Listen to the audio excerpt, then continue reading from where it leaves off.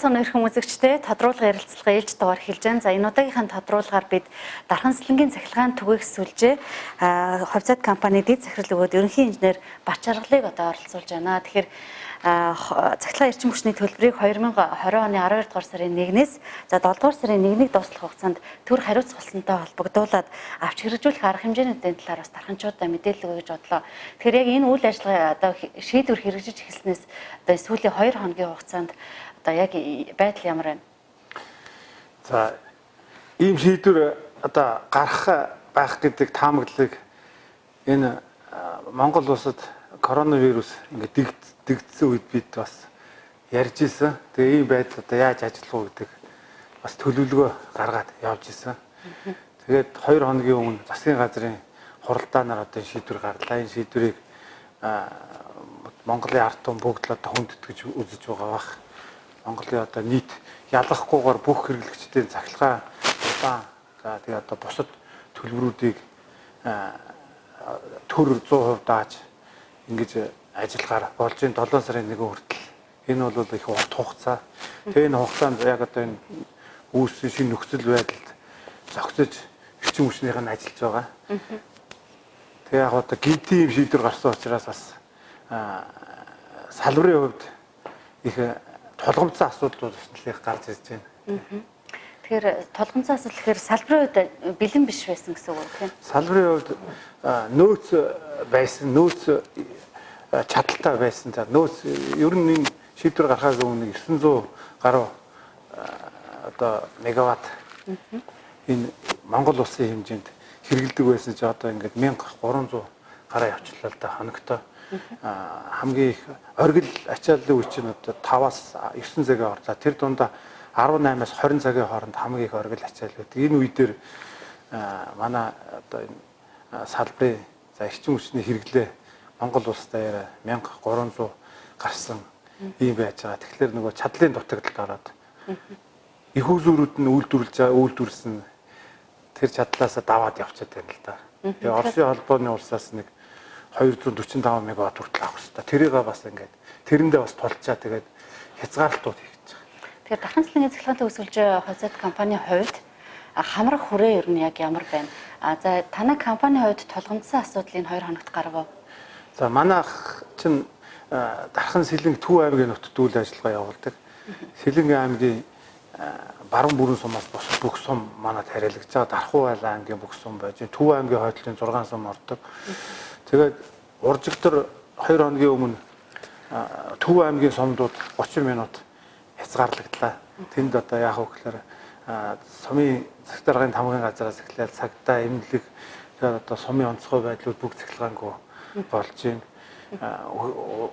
Тэгээд тэр өдөр бас манай Дархан хотын 5 дугаар багийн гэр хорооллын хэрэглэгчд цахилгааны хязгаарлалтанд хамрагдсан байж байгаа. Ингээд энэ 30 минутын хугацаанд хийж байгаа. Ерөөс нь 30-аас 1 цагийн хугацаатаагаар энэ хязгаарлалтууд бол хийгдэт байгаа. Ер нь тэгэхээр цаашаа ч гэсэн хийгдэнэ гэсэн үг. Цаашаа бол одоо хийгдэнэ. Хэрэглээгээ зохистой хэрэглэхгүй ингээд хэтрүүлээд байх юм бол энэ хязгаарлалтууд хийгдэж явна л да. Цахилгаан станцууд өөрийнхөө үйлдвэрлэж байгаа чадлаас илүү хэрэглээ хангаж чадахгүй. Тэгээ тэр үйлдвэрлэж байгаа за тэр гаднаас авч байгаа бүх нийлүүлсэн цаас хэтрээ явчихлаар л шууд автоматар таслагдаад явдаг. Диспетчерийн үндэсний төвийн мэдлэг байдаг. Том одоо энэ нөгөө 110-ын дид станцууд 110 кВт-ийн өндөр хүчлийн шинтэй ийм дид станцууд бүгд автоматар ингээд таслагдаад ингээд явдаг ийм энэ яа тэгэхээр бид өөрсдөө мэдээгүй байж идэл ингээд тасалцдаг ба. Хэрэглэгч өөрөө мэддэг. Хэрэглэгчд урчилж бид нар мэдээлэл чаддаггүй. Ийм байж байгаа тасалцдаг. Тэнгуутаа нөгөө хэрэглээ буураад ирэнгуут нь буцаад нөгөөх нь залгаддаг автоматаар. Тэр хооронд зарим хэрэглэгчдийн цахилгаан нөгөө залгахдахгүй тэгээд одоо тэр чигээрээ ингээд хязгаарлагдсан тоггүй болсон юм шиг ийм байдлууд үүсэж байгаа. Хязгаарлалтыг бол нэг 30-аас 1 цагийн хугацаатаагаар хийж байгаа. Хэрэглэгчид одоо энэ хэрэглээг өмнөхөөс нэмэгдүүлж ингэж ачаалал үүсгэж байгааг хор шиг мэдээж байгаа хаа. Тэгэхээр нэн тэрүүнд яг ямар хор шиг дагуулж байна. За яг өмнө нь хэрэгжилж байсан хэрэглээнээс хэрэглээ ингэж огцом нэмэгдэж байна гэдэг маань энэ хүүтний улирал таарч байгаа энэ үед халаагуур залгаад байна. Тэгээ халаагуур бол одоо стандартын халаагуур байна. Бүр гар хийцээ халаагуурууд байна. Ийм халаагуурууд их залгаж байгаа. Гадаа бас энэ халаагууруудаа дулааны тэртетрүүгөө алдагдaltaа дулаанаа хадгалж чадахгүй тийм одоо барилга байшин гаражт энэ халаагууруудыг бас хэрэгжилж байгаа. Эннээс болоод ингээд хэрэглээ огцсон өсөж байгаа. Энэ хэрэглээ бол орон сууцны айл өрхүүдээс харьцангуй гайгүй байна. Яг гэр хорооллын айлуудад ийм хэрэглээ өсөж байгаа. Тэгээд энэ өмнө нь хэрэгжилж исэн энэ цахилгааныхаа хэрэглээнээс илүү одоо битээ хэрэглээ гаргаач гэдэг л ийм өсөлтийг нийт иргэдтэй бас дамжуулж ингээд хэлмээр байна. Ер нь Дархуул аймагт одоо гэр хорооллын болон орон сууцны нийт хичнээн айл өрхөнд хооронд нь ялгаад үзвэл дийлэн хэрэглэгчд маань яг хаана байна? За манай компани өөрөө 40 гаруй мянган айл өрхтөө. За тэгээд 5,000 гаруй аж ахуй нэгжтэй байдаг. Энэний одоо бараг 60% нь Дархан хотод байж байгаа. Дархуул аймаг шүү. Дархан хотод одоо 23 мянган айл өрх байж байна. Тэрнээс 13 мянган орон сууцнд байгаа. 10,000 гаруй 10,500-аад хэрэглэгч гэр хороолт байдаг. Тэгээд энэ Дархан хотынхоо цахилгааны ачааллыг бид нэр зөв зохистой хэрэгжилж одоо чадах юм бол ер нь Дархан цэцлэгийн цахилгаан төвийн өсөлтөний бас ажил бас их хөнгөрөх гээд байна те. Өнөөдөр дуудлага аягүй их байна. Дуудлага маш их дуудлагын хэмжээ одоо 2 дахин нэмэгдсэн байж байна. За гэмтлүүд гарч байна бас. Гэмтэл одоо трансформаторуудаа бид нар хүчин чадлаа хүрээд ингээд тулсан трансформаторуудаа бас сольж ийн өчигдөр бид 4 трансформатор сольсон байж байгаа. За 10 дугаар 15 дугаар багийн 10 дугаар хэсгээр гэмтэл гарсан. Энэ дээр цахилгааны сэв бут сайлсан байж байгаа. За энэ утас бол их үнэтэй утас байж байгаа. Бид бол Дархан хотынхоо гэр хорооллын хэрэглэгчдийн цахилгааныг одоо маш сайн хийсэн. Олон улсын стандартын дагуу төмөр бетон толгууртай. Тэгээд дандаа Оросоос сэв бутсанд авч ирсэн. Хятад юм ерөөсөө бид нар нэгч хэрэглээгүй. Гэтэл одоо энэ Оросын тийм их чанартай өндөр одоо технологитой хийсэн ийм стандартын мандаг стандарттай энэ утаснууд өнөөдөр хайлж байна гэдэг бол одоо хэрэглээ өндөр байна гэсэн үг. Тэгээ 15 дугаар баг дээр Т1 залгасан байна. За энэ утсыг бид нэр одоо тууштай сольдог, хэсэгчл сольдгоо. Тэгээд нэг солигдохлоор тэр шогмын тэр айлуудын одоо нийт шугамаар сольдог. Тийм учраас ажиллагаа ихтэй. Энийг солих гэж их уддаг.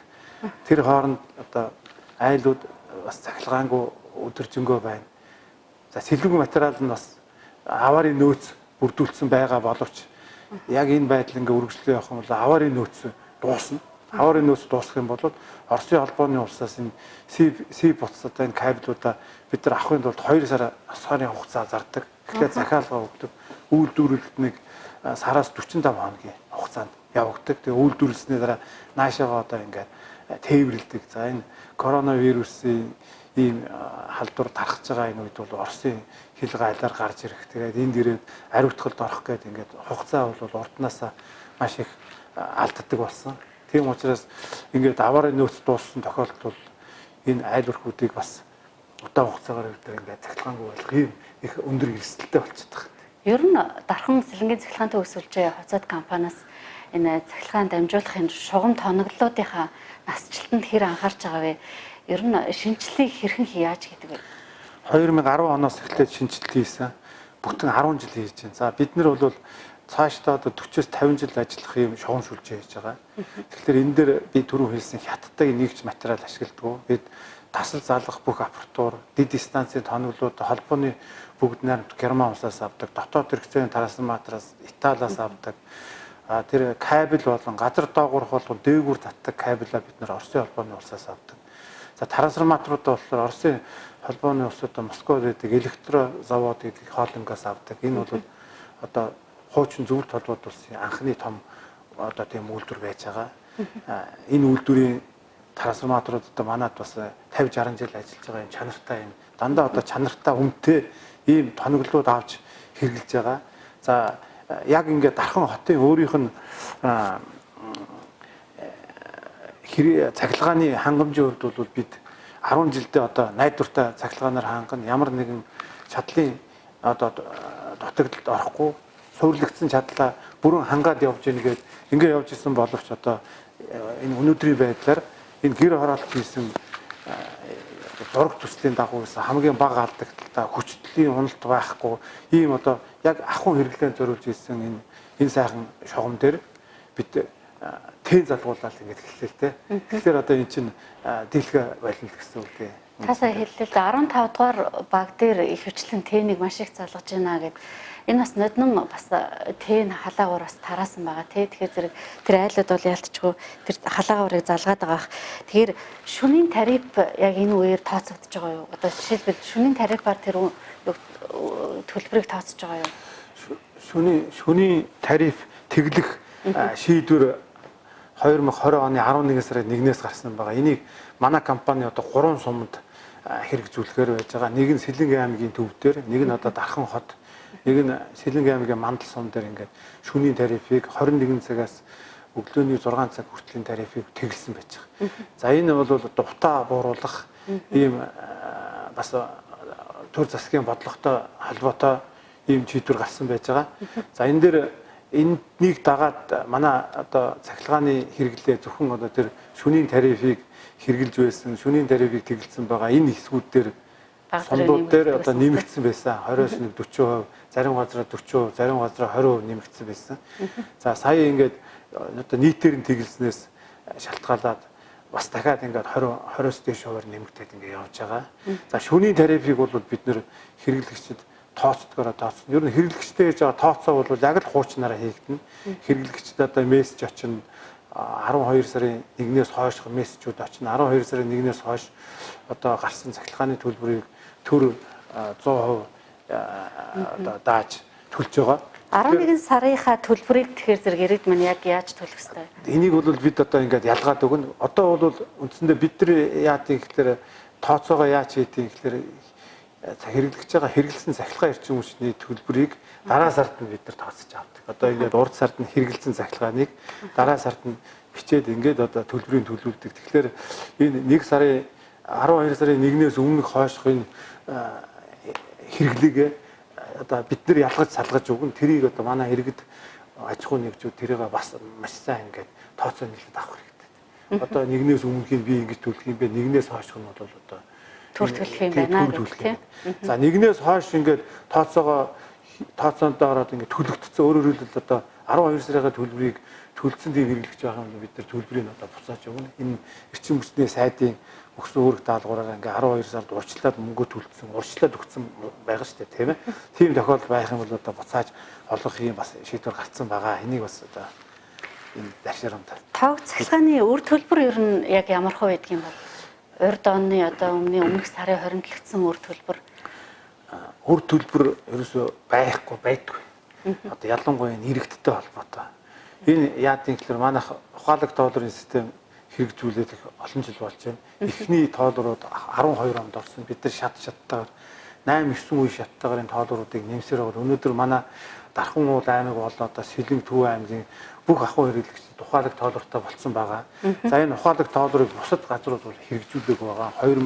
2021 оноос эхлээд Эрдэнэ булганы цахилгаан төвөг сүлжээ 2 аймагт Арханга, Үүрханга тэгээд Булган аймаг гэсэн юм дээр Багнуур зүүн бүсийн цахилгаан төвөг сүлжээ Говь сүмбэр, Багнуур тэгээд одоо энэ Дорн говийн төвүүд дээр энэ юу хэрэгжүүлэхдээ дэлхийн банкны төслөөр хийж байгаа. Бид болохоор энийг төрүүлээд хийцэн. Ингээд өнөөдөр бол одоо манай бүх хэрэглэгчид ухаалаг тоолбортой байгаа учраас энэ дээр төлбөрийн одоо тооцооны маргаан одоо танаах илүү биччихлээ. Эсвэл бол танаа хүн одоо ийм байна. Одоо юу гэдэг танаа хүн харьцааны доголдолтой байна.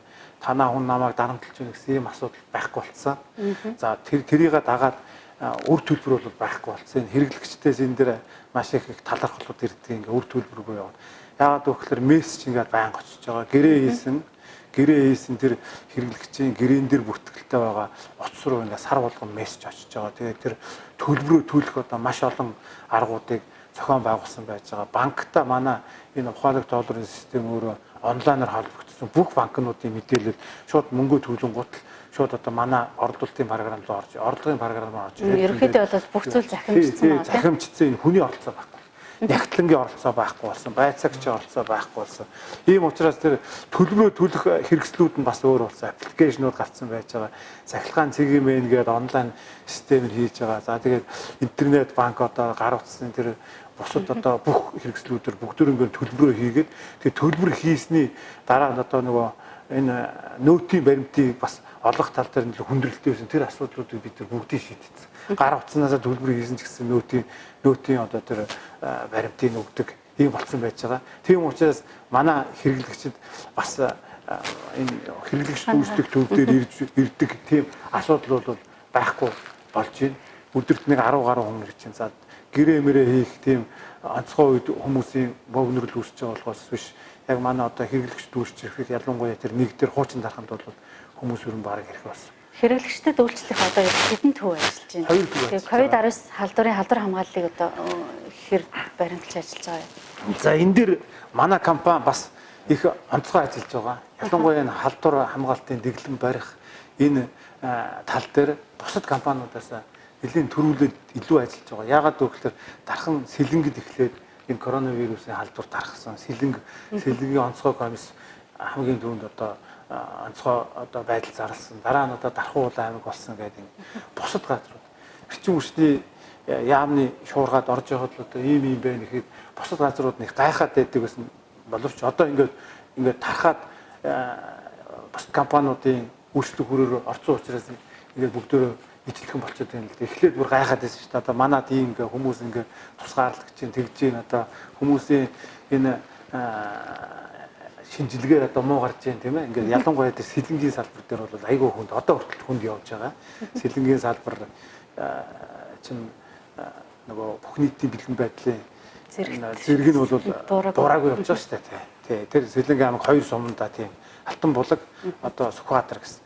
Тэгээд ийм байдлаас бол бид нар эхлээд төрүүлээд за энийг ийм асуудал. За нөгөө тал дээр манайх их сайн одоо мэрэгчлэнтэй гамшигын асуудал хариуцсан энэ байгаль орчны асуудал хариуцсан. Ялангуяа коронавирусын ийм тархалтын ийм үед одоо энэ халдвар хамгаалтын нэгмийг барьж чадах тийм одоо их сайн мэрэгчлэнтэй. Энэ бол энэ хүн болох тэр Сэлэнгийн аймгийн онцгой байдлын орлогч дарга байсан. Дараа нь Дархан уулан аймгийн онцгой байдлын орлогч дарга болсон. Ганхүү гэдэг хүн байж байгаа.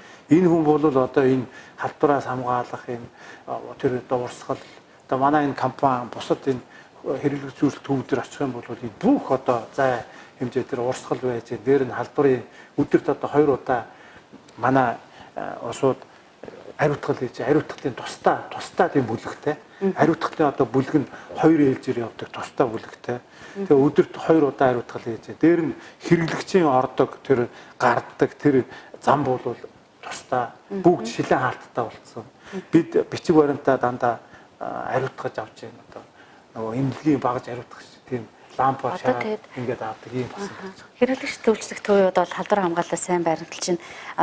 Одоо та түрүүнд хэлсэн дуудлага нэлээ ихслээ гэдэг тийм. Тэгэхээр зэрэг айл өрхүүдээр явхад мэдээж одоо нөгөө хүн явж таарна. Тэгэхээр бас ариутгал халдваргүйтэл за мөн одоо шинжилгээнд хамрагдсан байх гэд бас энэ зүйлүүдийг шаардж байгаа. Үүн дээр ямар нэг асуудал тулгамдж байна уу? Дуудлагаар явж байгаа усууд яг энэ нөгөө бүх нийтийн бэлэн байдлын дэглэмний үед бид нар дандаа хамгаалтын хувцастай явуулчихсан. Одоо энэ онцгой байдал дээр мэрэгжлийн хяналтын үндэслэх тэр хамгаалтын бүх хувцасаар хангаж байгаа. Өдөрт гэхэд бид нар чинь 40-50 хувцас хэрэгжилж ирсэн. Тэгээ нэг удаа хэрэглээл ингээ хийдэг. Тэгээ ариутгалаа хийдэг. Дуудлага нь тэгж явж ирсэн. За энэ дэглэм одоо хөл хорионы дэглэм энэ буурснаас бол буурсны дараа энэ дуудлага хийж байгаа учраас халааттай явчихсан бүтэн хувцас шүү дээ. Халааттай явж байгаа. Цэнхэр хувцастай. Тэгээ манай ариутгалын баг бол яг одоо бүрэн хувцастайгаа явж байгаа.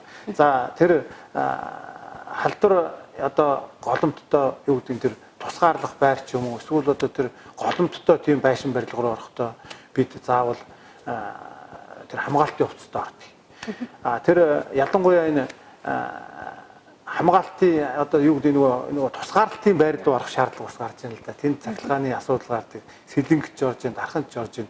Энэ тохиолдолд бид эрүүл мэндийн байгууллагатай хамтраад өөрийнхөө хамгаалтын хувцас дээр эрүүл мэндийн байгууллага болгосон хувцсыг давхарлж өмсөд ингээд одоо баг мага зүгээд ингээд ороод гарч ирэхэд эрүүл мэндийн байгууллага гадна хувцсыг тэр тайлах журмынхын дагуу тайлаад ингээд тэрийг өөрсдөө устгалдаа оруулаад тэгээ манайхыг одоо өөрийнх нь хувцастай явуулаад компани дээр ирээд ээлж буухлаар тэр хувцаа бас ингээд тайлаад одоо тэр аюултай хог хаягдлынхаа савруу хийгээд ингээд өөрсдөө тэр ногоон бүс рүү авдаг. Одоо урлаан бүс, ногоон бүс тэр шар бүс гэдэг юм бүгд одоо манай дээр хийгдсэн байгаа. Энэ бас одоо тэр онцгой байдалд ажиллаж ирсэн энэ хүний одоо туршлагаар бид нар чинь бас энэ тал дээр сайн ажиллаад байгаа.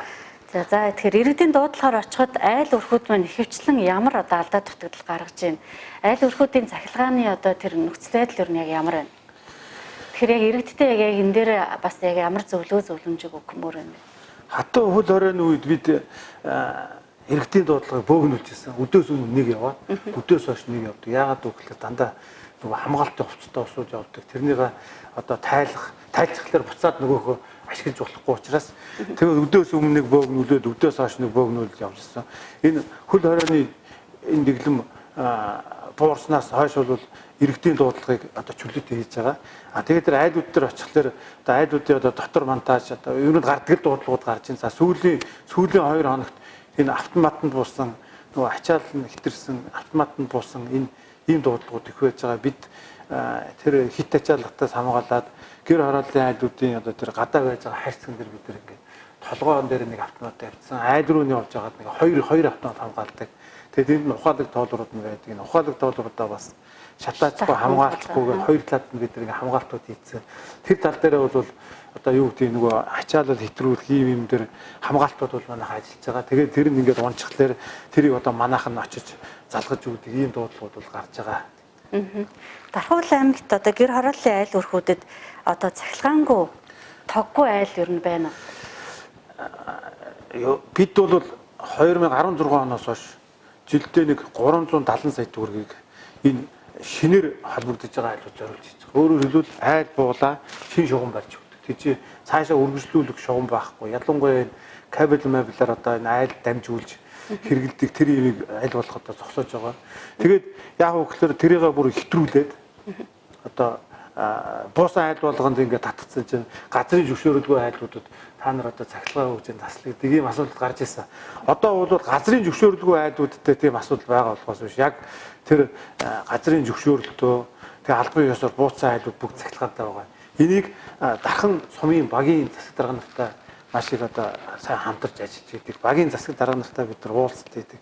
Тэд болохоор ингээд ийм титэй айл нэмэгдсэн юм байна гэж өөртөө явж байгаад ингээд бид тэн дээр нь яг зураг ингээд энэ нөгөө одоо зураг төслөө гаргаад тэгээд төсвөө гаргаад тэгээд дараа жилийнхаа төлөвлөгөөнд оруулдаг. Яаралтай ажлуудыг нь бол одоо тухай бүрт нь ингээ хийгээд өгчдөг юм байна. Тэгэхээр тэр цахилгаангүй айл бол газрын зөвшөөрөлтөө бол бүгд одоо байж байгаа тийм. За тэгэхээр цахилгаангүй байгаа айл бол зөвшөөрлийнхаа бичгийг аваагүй байна л гэсэн үг. Тийм зөвшөөрлийнхаа бичгийг аваагүй. За тэгэхээр одоо эрчим хүчний хэмнэлтийн хууль гэд гарсан тий. Тэгэхээр ер нь яг энийг иргэд мань хэр ойлгодог юм бол энэ хуулийн хэрэгжилт ямар байна? За хэмнэлтийн хууль гарсан манай дээр бас хэмнэлтийн баг ажилдаг, хэмнэлтийн нэгж байж байгаа. Ингээд эрчим хүчний зохицол хороо бүр өөрөө бүр хэмнэлтийн газартаа болсон. За энэний дагуу маш их олон ажлууд хийгдэж байгаа. За энэ ажлууд бол эхний ээлжинд ихэвчлэн дандаа үйлдвэр том одоо компаниуд руу чиглэсэн юм ажлууд байж байгаа. Тэр үйлдвэр компаниуд. За ахуйн хэрэглэлээрөө бид одоо энэ сошиалор за энэ хэвлэл мэдээллийн хэрэгслэр бас өөрсдийнхөө тэр сурчлагын ажлуудыг явуулж тань мэдүүлэх одоо тэр соён гэгэрүүлэх юм ажлууд явж байгаа. Ер нь сүүлийн үед бол дандаа хэмнэлттэй тийм цахилгаан хэрэгслүүд гарч ирж байгаа. Энийг одоо манай иргэд хэрэглэх юм бол бас цахилгааныхаа энэ төлбөрийг хэмнэх юм бүрэн одоо боломжтой болоод байгаа. Нэг үе маш ухаалаг юм байна. Тий, нөгөө ухаалаг тогоо тэгэл нөгөө бүх юм нөгөө эко гэсэн цахилгаан баах хэрэгэлдэг.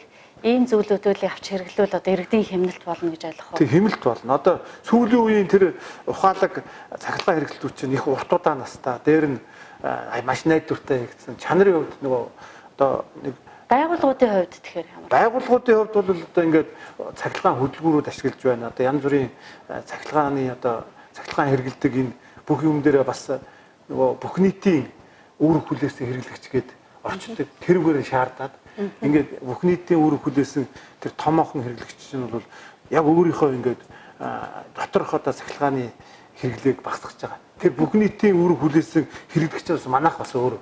Бид болохоор дид станцынхаа энэ барилга байшингууд дээр сүүлийн 3 жил их засварууд хийж байгаа. Урд нь ерөөс их засварууд хийдэг байсан. Их засвар хийхдээ дандаа нөгөө вакуум цонхтой ерөөсөө гадагшаага дулаан хатгаар болж байгаа.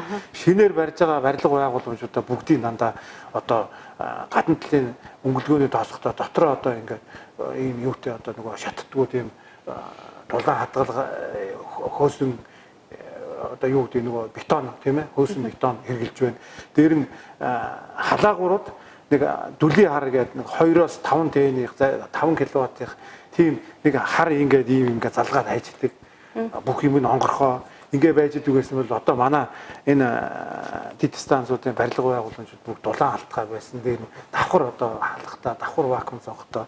Тэгээд дотор нь бас нөгөө ухаалаг халаагур хэрэглэж. Тэд нар ингээд температураа барайл одоо юу гэдэг нь яг температур бид нар нэг 0-10 градусын хооронд барих хэрэгтэй бол тэрийг барайл ингээд өөрөө амраад байж байгаа. Дотоод хэрэгцээний трансформаторууд гэхлээр дандаа Итали улсаас нөгөө хуурай трансформаторыг бас ингээд цахилгаан хийх баг хэрэглэдэг.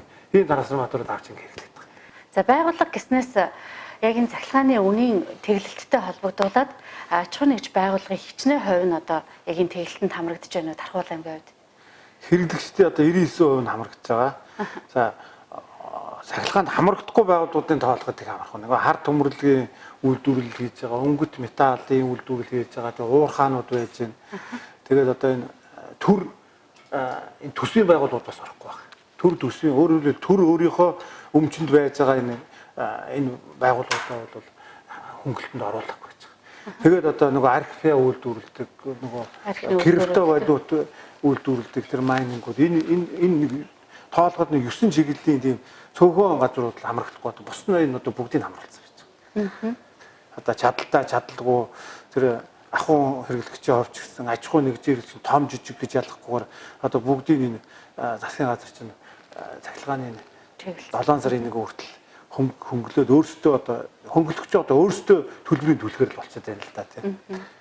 За баярлалаа. Тэгээд тодруулга ярилцлага бас энэ хүрээд өндөрлөе гэж бодож байна. Тэгээд ярилцлагын төгсгөлд та бас яг иргэд аж ахуйн нэгжүүдтэй хандаад яг одоо хамгийн одоо оновчтой анхааруулгыг бас өгөх хэрэгтэй ахна гэж бодож байна. За одоо энэ хэрэглээ мэдээж одоо өсөж байна. Янз бүрийн ингээд шаардлага хангаагүй цахилгаан хэрэгсэл залгагдах гад байна. Эннээс л одоо урьдчилан сэргийлмээр байна. Шаардлагагүй тийм шаардлага хангахгүй цахилгаан хэрэгсэл залгаад гал төмрийн аюулт байна. Хамгийн ихний хэлж байна. Тэгээд хүчин чадлаа хэтрүүлцэлээр ялангуяа энэ гэр хорооллын айлууд одоо энэ монтаж өөрийн гэрийн болон байшингийн дотор монтаж тийг мэдээж хэрэг одоо ахуй хэрэглээний зорилтоор хийцэн байгаа халаалт юм биш. Тэр энийг бас тооцох хэрэгтэй. Эндээс болоод халалт үүсээд тэгээд гал гарах юм аюултай байна. Оруулгын кабелүүд байж байгаа гэрлүүгөө ордог байшин руу ордог. Энийг тэр дээвэр дээгүүрөө явуулахдаа бас хоолоогоор явуулах тийм ээ шатдгууд юм хоолоогоор явуулах юм хийхгүй бол оруулгын кабелүүд чинь дийлэхгүй ингээд гал гарах юм аюултай. Нэг хамгийн ихний ээлжинд галын аюулаас урьдчилан сэргийлэх хэрэгтэй байна. Одоо сая ингээд биднийг ярилцж байгаа хооронд энэ бас л одоо гал гарч байна. Орхонд гал гарч байна. Өглөө алтан булагт гал гарсан байна. Тэгэл дандаа л нөгөө энэ гал гарна гэдэг нь яг ямар гал гэсэн үг вэ? Энэ одоо цахилгаан нөгөө стандартын бус шаардлага хангаагүй цахилгаан хэрэгсэл ашиглаж байгаад тэгээд одоо гэрийнх нь өөрөө ингээд монтаж шатаад гэр байшингаа шатааж ийн гэсэн үг тийм. Тэгээ энийг бид нар одоо гал гарч байна. Тэгэхээр энэ айл өрхөд одоо тийм аюулаас урьдчилан сэргийлэх хэрэгтэй байгаа. Хэрэглээг зохистой хэрэглэнэ. За хоёрдугаарт одоо хамгийн чухал юм юу юм гэхээр энэ тэр хүүхдүүдээ сайн хараач. Тийм ээ? Одоо ингээд бүгд ингээд гар утсаа заалгаж, телевизээр ажиллаж байна. Өдөржингөө хүүхдүүд, сургуулийн хүүхдүүд онлайнаар хичээлдээ орж байна. Энэ дээр тэр шаардлага хангаагүй утасгачаар тэр телевизээр заалгах, за янз бүрийн тэр хүчтэй тогоо заалгах тийм ээ? Ийм асуудал дээр бүр онцгой анхаарах хэрэгтэй байна. Бага насны хүүхдүүд одоо ингээд шалан дээр хөвтөж байгаа тэр уцсагч руу яваад орчихъя. Тэн дээр чинь утасныхаа залгуурыг л залгаал тийм ээ. Ингээд одоо компьютерийнхаа залгуурыг залгаад ингээд орчихсон байж байгаа. Ийм учраас бага насны хүүхдүүд тэр уцсагч руу яваад орчихъя. Цахилгаан гэдэг чинь маш аюултай. Хүний эрүүл мэндэд их хохирол учруулдаг, амь насанд аюултай ийм хэрэглээ гэдгийг одоо манай нийт иргэд маань онцгой анхаараач гэж. За аж ахуй нэгжүүдийн хувьд бол бид ачааллаа хөнгөлөх ийм үүрэг даалгаврууд өгч байгаа. Аж ахуй нэгжүүд тусдаа гэрээтэй явдаг. Ялангуяа үйлдвэрийн газруудыг урд нь бол бид нэр өчигдөр оройноос эхлээд энэ шарын голлын уурхай, бороогоо гол тэгээд ингээд том энэ олборлох үйлдвэрүүд, энэ боловсруулах үйлдвэрүүдийнхээ ачааллыг одоо 18-аас 20 цагийн хооронд харуулдаг.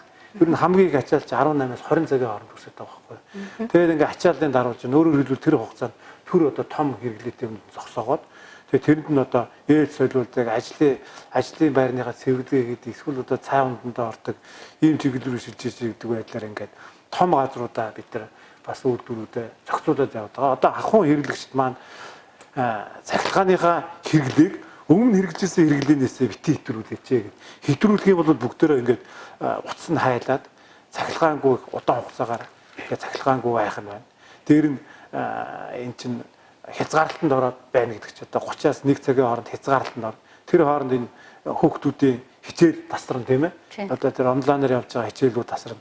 Ийм байдлуудаа бас бодож үзээд ингээд цахилгааныхаа хэрэглээг өмнө хэрэгжилсэн хэрэглээнээсээ илүү бити хэрэглээч гэдэг юм байна. Манай эрчим хүчнийх нь бол одоо өдөр шөнөгүй ажиллаж байгаа 24 цагаар. Эрчим хүчний одоо жижиг үлдээ. Манай бол маш олон дугаар байж байгаа. 72 37 тэгээ 72 биш 70 37 72 37 гээд манай төв диспетчер утас байж байна. 70 37 44 94 гээд энэ утсыг одоо манай дархных нь одоо бараг 60 жил хэрэгжилж байгаа. Одоо анх шохом шүлжээ байгуулахад үүсэн 44 94 гэдэг утас байж байгаа. Энэ утсаар тэгээд дээр нь одоо энэгээр дамжуулаад эндээс асуух юм бол лавлгаа өгж байгаа маш олон утаснууд байгаа. Баг 20 гаруй утас байгаа лавлгаа өгж байгаа. Тэгээ одоо энэ гинт ингээд хэрэглээ нэмэгдэж байгаатай холбогдуулаад бид бас өөрсдөө өндөржүүлсэн байдалд орсон байж байгаа. Өндөржүүлсэн дэглэмийн тусгай горим гэдгээр явж байгаа. Тэгээ энэ тусгай горимын үед нөгөө гэрээр ажиллаж ирсэн энэ коронавирус үед бас ингээ гэрээр ажиллах боломж байна л да. Бид нар нөгөө ухаалаг бүх юм манайх ухаалаг болсон. Хүний оролцоо байхгүй. Гэрээр ажиллаж байгаа улсуудаа бүгдийг ингээд дуудаад тэгээ үндсэндээ манайх одоо 24 цагийн үйл ажиллагаатай ийм өндөржүүлсэн тийм тусгай горимын юмд явж байгаа. Бүх бүрэлдэхүүнээр ажиллаж байгаа. Тийм учраас одоо манай иргэд одоо дархны иргэд бол маш ухамсартай бид нар их найдаж байгаа. Социализм үеэс дандаа ойчролж юм одоо дэлгүүрт ордог, автобусандаа очрлоод ордог. Сая энэ коронавирус дэгдэх энэ үед бас ямар зохион байгуулалтаа байсныг бол энэ улс орондоо яриад одоо бүгдөө харж ирсэн. Хэвлэл мэдээлэлээр явж ирсэн. Манай дархных нэг их магтж байгаа. Тийм учраас бид одоо энэ дархныхаа иргэдэд их манай компани зүгээс их найдаж байгаа. Энэ хэрэглээгээ багасгаад ингээд одоо зөв зохистой хэрэглээд явна гэдэг дээр бид нар их итгэж байгаа. За баярлалаа. Тэгээд иргэд маань бас яг мэргэжлийн байгууллагуудаас өгч байгаа энэхүү зөвлөгөө зөвлөмжийг дагаад маш их ухамсартай байж цахилгааны одоо өмнө хэрэгжилсэн хэрэглээгээ тэгээ нэмж давуулж хэрэглэхгүй байх нь бол байхыг энэхүү тодруулгаараа өгөхийг зорилоо. Тэгээд манай өнөөдрийн дугаарт Дархан цэцлэгийн цахилгаан төгсгөлж хувьцат компани дэд захирал ерөнхий инженер Бачаргал оролцлоо. Анхаарлаа хандуулсан та бүхэнд баярлалаа. Баяртай. За баярлалаа.